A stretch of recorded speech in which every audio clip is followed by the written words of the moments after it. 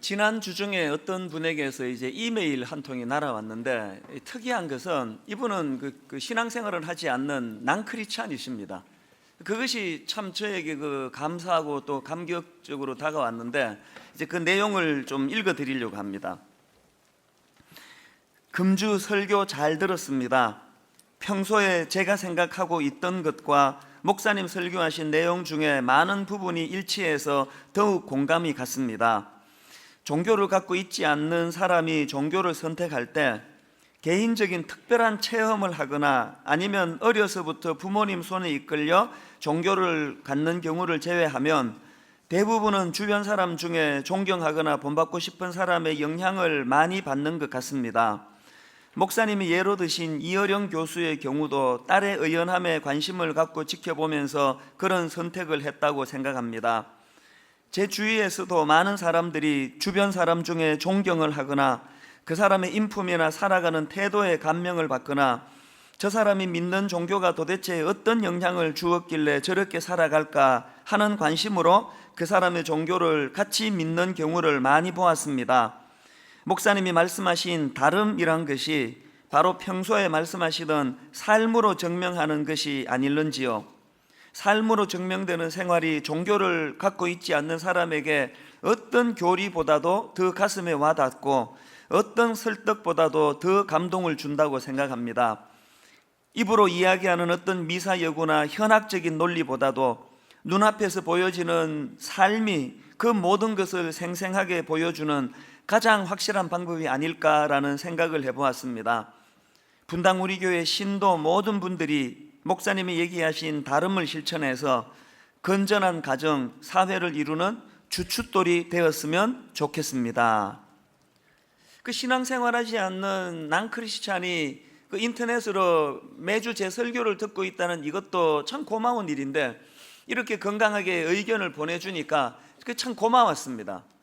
그리고 저는 이분의 글을 읽으면서 지금 이 세상 사람들이 오늘 예수 믿는 우리들에게 뭘 요구하는지, 또 우리들에게서 뭘 기대하는지 이것을 볼 수 있었습니다. 우리들의 삶을 통해서 이 세상과는 구별된 다름의 모습을 통해서 그들은 우리에게 감동받기를 원한다는 사실입니다. 이게 바로 지난주에 그 바울의 변화 과정에서 스데반이 보여준 역할이었다. 우리가 이것을 본받아야 된다. 이게 이제 지난주 우리가 살펴본 메시지의 핵심 중에 하나였는데요. 그런데 오늘 본문에 보면은 이 바울의 회심 과정에서 스데반 말고 또 다른 한 사람이 등장하는 것을 볼 수가 있습니다. 아나니아가 바로 그 사람입니다. 10절 11절 우리 한 목소리로 한 번 더 읽어보실까요?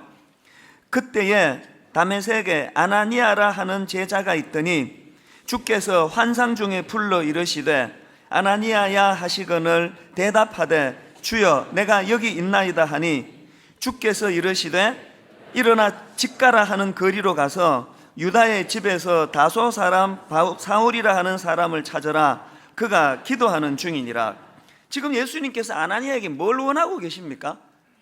바로 이 아나니아를 만나 이 명령을 주시기 바로 직전에 6절에 보니까 너는 일어나 시내로 들어가라. 내가 행할 것을 내게 이를 자가 있느니라 하시니, 자, 지금 이 사울에게 일러주신 네가 해야 할 일을 일러줄 사람이 있다는데 그 사람이 누구입니까? 아나니아예요. 근데 여러분 가만히 한번 생각을 해보세요. 저는 이 본문을 읽으면서 참 우리 예수님 인생을 힘들게 사신다. 이 쉬운 일을 뭘 그렇게 어렵게 하고 계십니까? 만약에 지금 그 못된 사울이 변화되는 과정에서 뭔가 지침이 필요하고 일러주실 말씀이 있으시면은 그 자리에서 하시면 되잖아요. 근데 뭐하러 아나니아를 찾아라고 그렇게 빙 둘러서 말씀하시고, 또 그리고는 그 다음에 또 주님이 아나니아를 만나셔가지고 그 부담스러워하는 사람을 막 설득하고 달래가지고 네가 이거 해야 된다고 막 그렇게 하시는 과정을 이렇게 읽어보면은 참 그 불합리하잖아요. 굉장히 이건 비효율적이다. 가만히 보면은 그 하나님 하시는 일이 항상 이렇게 비효율적이에요. 효율적으로 일하실 것 같으면 뭐 저 같은 사람을 뭐하러 쓰시겠습니까? 그래서 제가 이 부분을 지난주에 묵상을 하면서 얻었던 교훈이 뭐냐 하면은, 이 겉으로 보기에 참 주님 그 쉬운 일을 어렵게 하신다 이런 느낌이 들지만 여기에 굉장히 중요한 은혜가 담겨져 있더라는 겁니다. 여기에 어떤 은혜, 어떤 의미가 담겨져 있느냐 하니까요, 전 이걸 두 가지로 분석을 해보았는데, 첫째로요, 우리 주님은 일하시되 우리 인간들과 함께 일하기를 원하신다는 겁니다.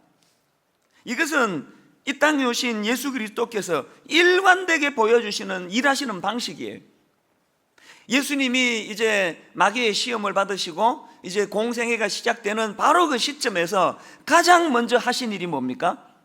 함께 일할 동력자들, 그 제자들을 뽑는 일이었습니다. 이게 효율적입니까? 보니까 12제자는 주님을 돕는 역할이 아니라 3년 내내 짐이 됐던 거 아닙니까?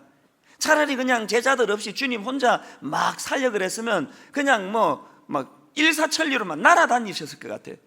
계속 그 혹덩어리 12개를 뽑아가지고 이거는 동력자가 아니고 이거는 날마다 그 발목 잡는 그런 역할을 하지 않았습니까? 왜 우리 주님은 이런 비효율적으로 일하시느냐고요. 그게 주님의 일하는 방식이에요. 주님은 효율을 그렇게 중요하게 생각하지 않으시고 함께, 우리와 함께 일하기를 원하신다는. 지금 당신이 그 못된 사울을 위대한 바울로 내면을 다 바꾸어 놓으셔놓고도 아나니아를 부르시는 과정이 바로 이런 원리라는 겁니다. 그런데 여러분, 저는 이 본문 속에서요, 참 중요한 한 가지 감동을 발견하는데, 자, 17절을 한번 보세요. 이제 드디어 아나니아가 그 주님의 명을 받들어 가지고 이제 순종해서 이제 나아갑니다. 아나니아가 떠나 그 집에 들어가서 그에게 안수하여 이르되, 형제 사울아, 주 곧 내가 오는 길에서 나타나셨던 예수께서 나를 보내어 너로 다시 보게 하시고 성령으로 충만하게 하신다 하니. 그랬더니 그 다음 18절을 한번 보세요.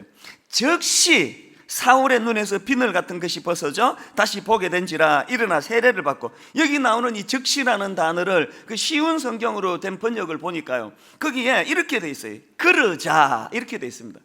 그러니까 지금 이 그러자라는 이 단어는요, 앞부분의 원인 제공에 대해서 지금 그 결과로서의 표현 아닙니까? 그러니까 이미 실상적으로는 예수님이 다 하셨어요. 예수님이 조치를 다 취하셨는데 겉으로 보여지는 형식은 어떤 형식이에요? 마치 아나니아가 그 일을 수종 들고 행했기 때문에 바울이 변화된 것과 같은 그런 형식을 취하고 계시더라는 거예요. 이게 어떤 분에게는 굉장히 감동이 되고 어떤 분에게는 무덤덤하게 들려질 거예요. 저는 전자예요. 너무 감사해요. 너무 감동이 돼요. 왠지 아십니까? 제가 지난 20년 동안 주의 종으로서 사역해 나갈 때 항상 하나님의 일하시는 방식이 이런 식이었다는 걸 저는 알거든요. 그저께도 제가 어떤 목사님하고 그런 얘기를 나누었어요. 신기하다. 나는 개척하고 10년 동안에 지금 지친 게 하나도 없다. 내가 뭐 했다고 지치겠나? 피곤한 게 하나도 없어요. 여러분이 제 보기에 막 지금 탈진하고 막 번아웃 돼가지고 막 얼굴이 막 피곤해 찌들어 있습니까? 그런 거 없습니다. 한 게 없어요. 그런데 항상 주님의 일하심은 다 저를 통해서 막 네가 다 했다. 이게 칭찬은 늘 제가 다 듣잖아요. 아나니아가 한 것은요, 몇 마디 말한 것 뿐이에요. 아나니아가 그 사울 변하는데 무슨 결정적인 역할을 했습니까? 그런데 오늘 이 본문의 구도를 가만히 보면은 마치 아나니아의 순종으로 이 사울 변화가 완성된 것처럼 그런 구도로 주님이 몰고 가고 계시다는 거예요. 오늘 우리 모두가 기억해야 되는 것은 뭐냐 하면은, 여러분, 우리가 하나님 앞에서 뭔가 수종을 들고 봉사할 때 가장 악한 것은 그 교만한 거예요. 왜? 이 구도를 뻔히 알면서 지가 대단히 열심히 해서 그런 것처럼 이런 태도를 취하는 것은 그건 악한 일입니다. 전에도 제가 한번 이런 말씀을 드렸는데요, 저는 이제 그 30살 되던 해에 90년에 이제 한국으로 되돌아왔지 않습니까? 그리고는 이제 신학교를 졸업하고 만 10년 청소년 사역을 열심히 했습니다.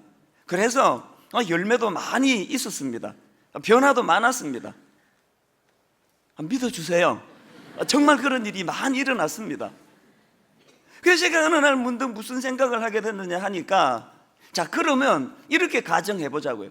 제가 그냥 이민생활을 정리하고 한국에 나와가지고 이렇게 청소년들을 위해서 일을 많이 했는데, 나 그렇게 자부하는데, 자, 가정에서 제가 그 하나님의 콜링에 불순종해서 나 싫습니다. 난 이민생활이 좋아요. 나 미국에서 그냥 슈퍼마켓 하면서 돈 벌래요. 나 벤츠 타고 싶어요. 그러면서 순종을 안 했다고 치자고요.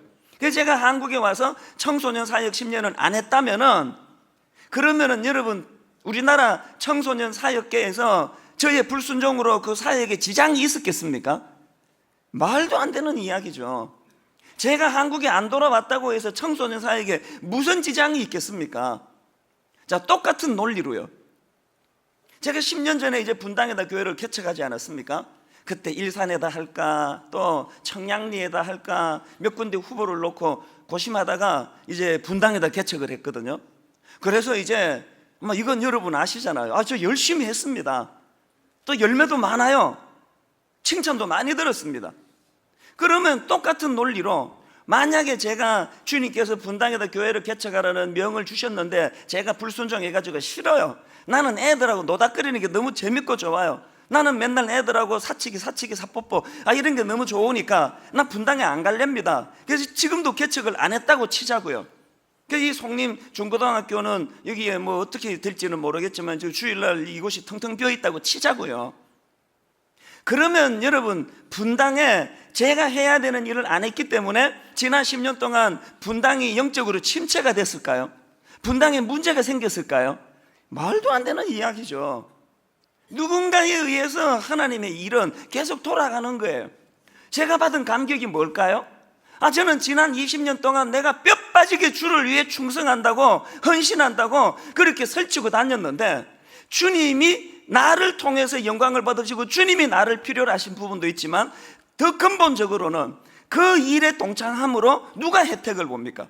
내 인생이 대박난 인생 아닙니까? 날마다 물도온 하인만 하는 그런 기쁨을 받아 누리고, 저 같은 인생이 얼마나 지금 기쁨 가운데 살아가느냐고요. 이게 뭘 의미할까요?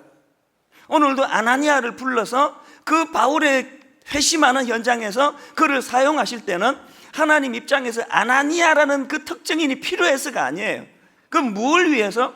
아나니아로 하여금 그 구원의 감격과 기쁨을 함께 누리게 하고자 하시는 주님의 배려예요. 주님의 배려.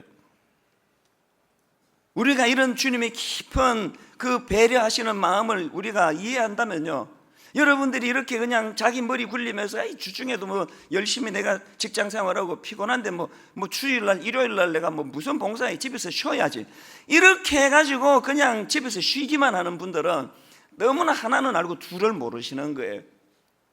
최근에 이제 저희 교회에 그 여전사님 1년차 전사님을 제가 좀 이제 불러서 좀 확인을 좀 해봤습니다. 이제 걱정이 되잖아요. 이 사역이 많고 이러니까 이분이 이거 안 하다가 힘들 텐데 해가지고 제가 확인하다가 얼마나 이분 대답에 감동을 받았는지 몰라요.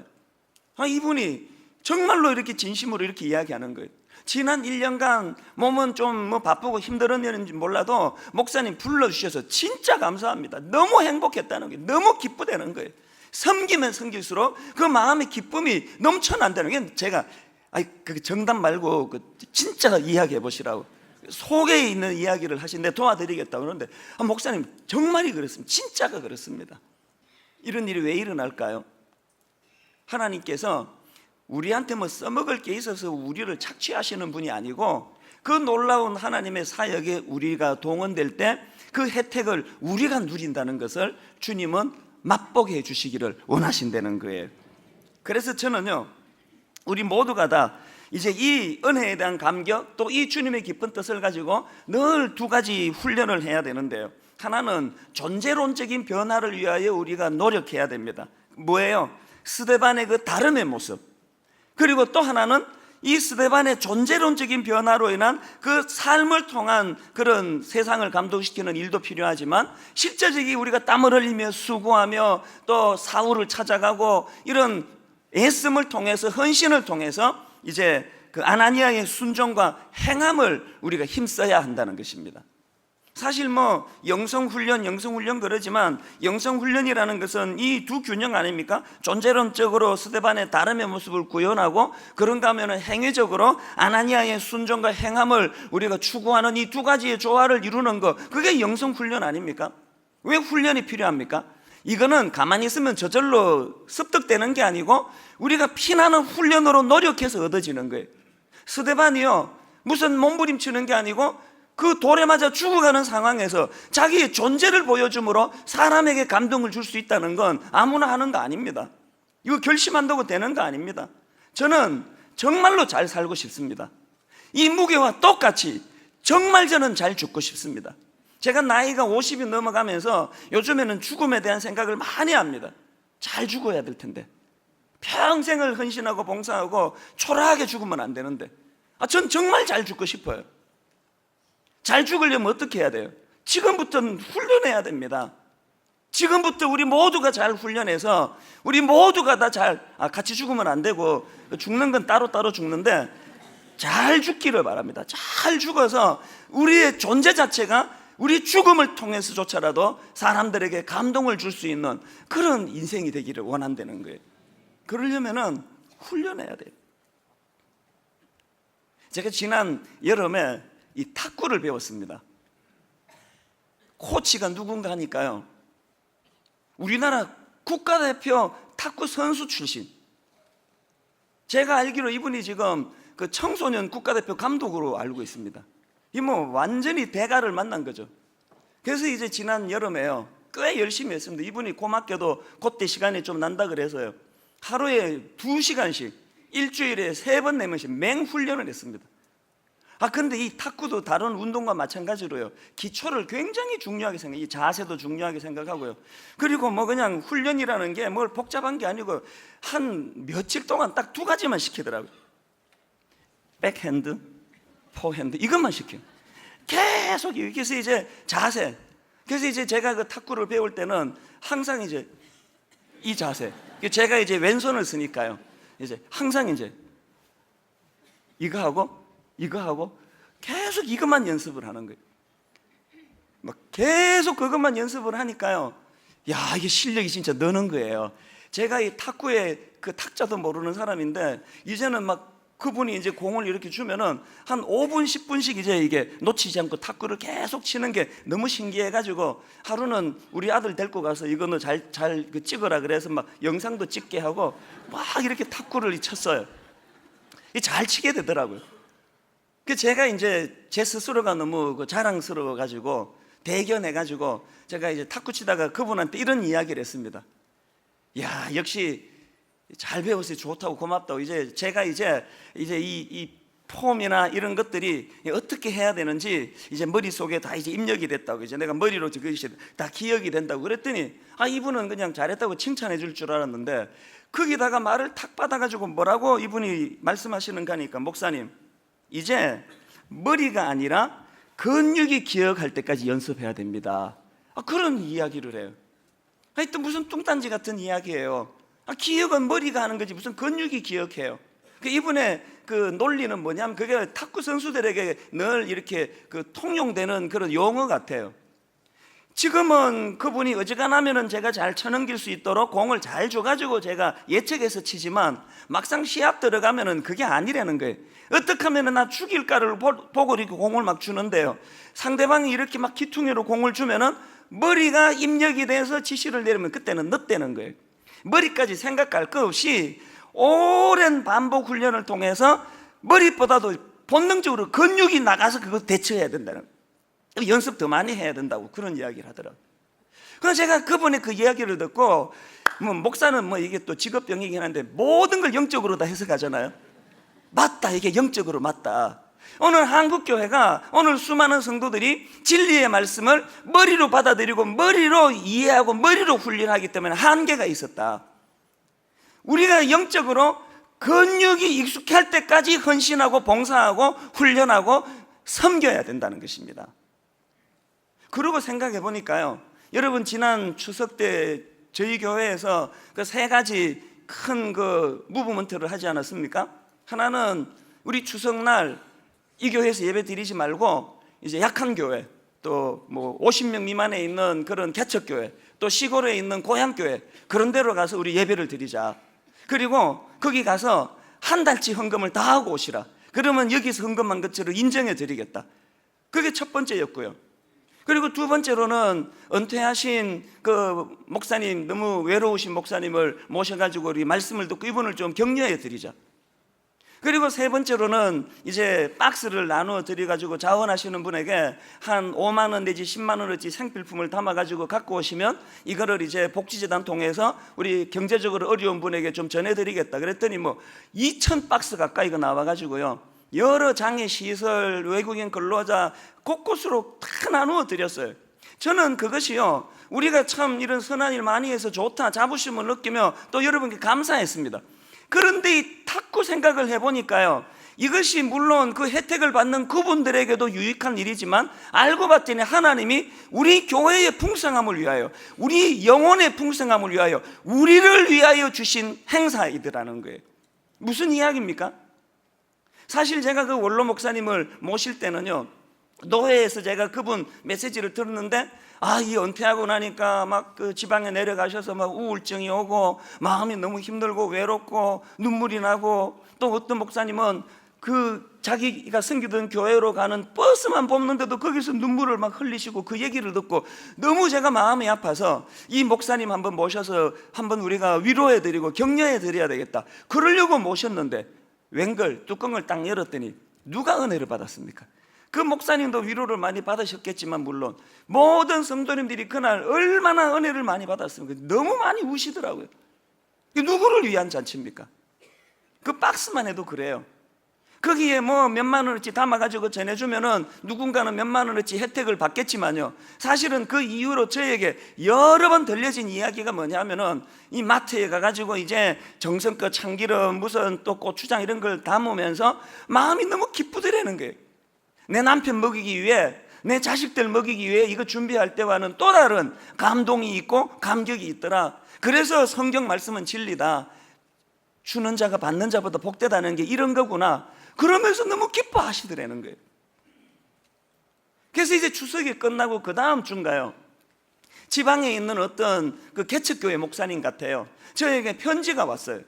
요지가 뭐냐 하니까 아마도 제 짐작에 우리 성도 한 분이 이제 추석에 그 교회로 가신 것 같아요. 그리고 우리 교회가 하고 있는 이런 걸 좀 나눈 것 같아요. 이분이 편지에다가 당신이 그 얘기 듣고 많이 울었다는 거예요. 그러면서 분당 우리 교회가 더 많이 이런 일을 좀 해달라는 겁니다.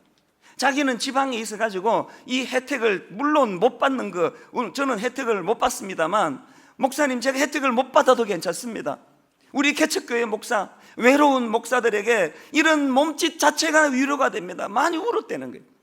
그 제가 그 추석이 지나고 결심했습니다.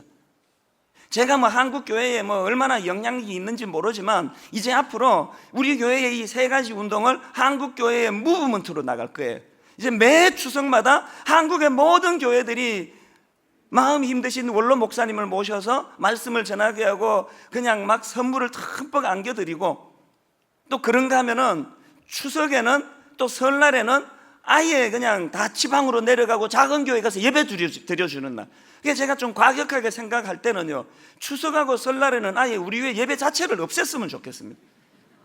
전부 다 약한 교회 가서 예배 드려주고, 여기서 예배를 없앨까 하는데 또 믿음 없는 사람이 아예 또 안 가버릴까 봐, 그것만 해결이 되면. 그리고 또 청성껏 돈을 모아가지고 생필품을 담아서 한국교회 1,000만 성도라 그러는데, 여러분 추석마다 1,000만 명의 성도님들이 약한 분들 한 분씩만 맡아가지고 그렇게 선물을 주님의 사랑으로 나누어 드린다 할 때는 얼마나 풍성한 명절이 되겠냐고요. 이 일을 왜 해야 된다고요? 이것은 우리의 작은 정성으로 누군가가 혜택 보는 그것도 필요하지만 훈련받기 위해서요. 근육이 기억이 될 때까지 우리는 그 일을 훈련해야 되는 존재이기 때문이라는 겁니다. 거기에 기쁨이 있다는 것을 맛보기 시작할 수 있다는 거예요. 저는 최근에 어떤 분에게 참 감동적인 이야기를 하나 들었습니다. 이분이 남자분이요, 지금 우리 교회에서 제자 훈련을 마치고 이제 사역 훈련을 받고 있는 중인데, 문득 무슨 생각이 들었냐 하니까 내가 너무 머리로만 하나님 말씀을 공부하고 있다, 그 생각이 들더래요. 그래서 내가 몸을 움직여 봉사해야 되겠다. 그래서 지금 저희 교회가 여기 태평역에서 그 노숙자들에게 목요일마다 이제 식사를 대접하는 그 바퍼 그 섬김을 하고 있는데, 이분이 그 생각이 난 거예요. 참 고마운 분이, 집이 서울인데요, 뭐 차가 없나 봐요. 새벽 4시 얼마에 버스를 타고 성남의 태평역까지 와서 이제 그 일을 자기가 이제 시작을 했는데 첫날 너무 힘들었대요. 바프 가니까 이게 또 신입생이라고 중요한 자리는 안 맡기고 이제 이분 표현으로 자기 엉덩이 3분의 1밖에 안 당기는 목욕탕 의자를 하나 주고 뒤로 돌아서 가지고 솥단지 닦는 그 일을 맡게 돼요.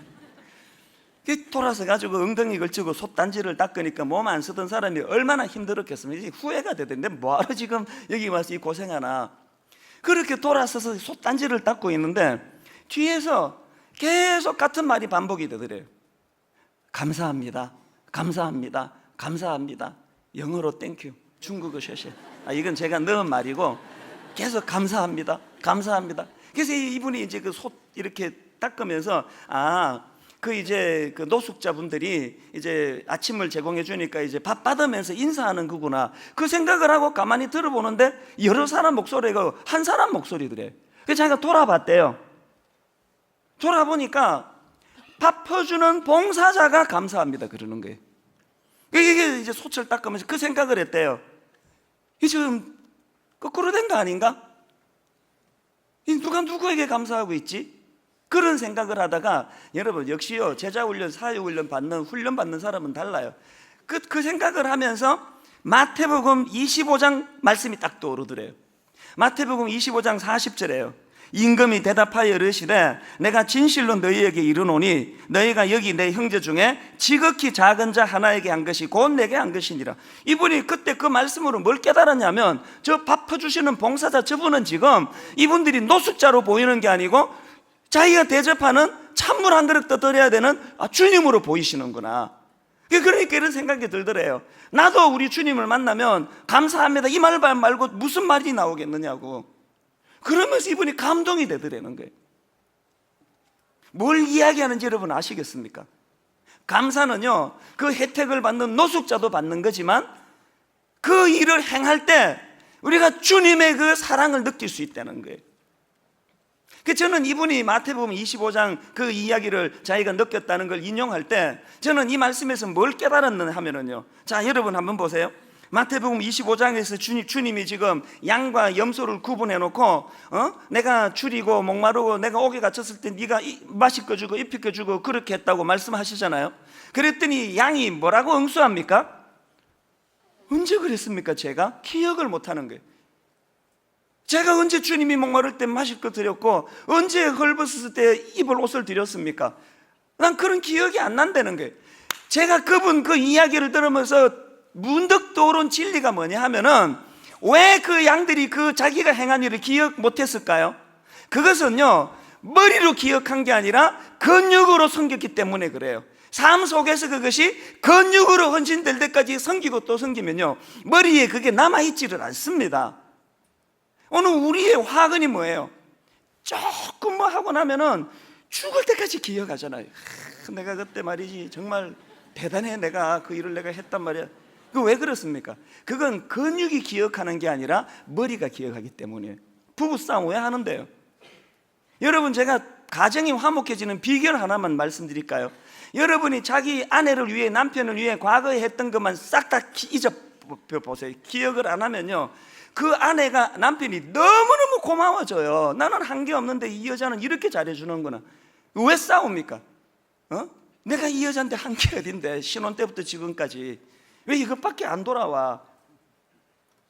저는 오늘 진심으로 여러분 주님 이름으로 축복하는데요, 우리가 머리로 행하는 그 모든 훈련, 행함, 헌신, 이것이 근육이 기억하는 자리로까지 계속 훈련되고 반복되는 은혜가 있기를 바랍니다.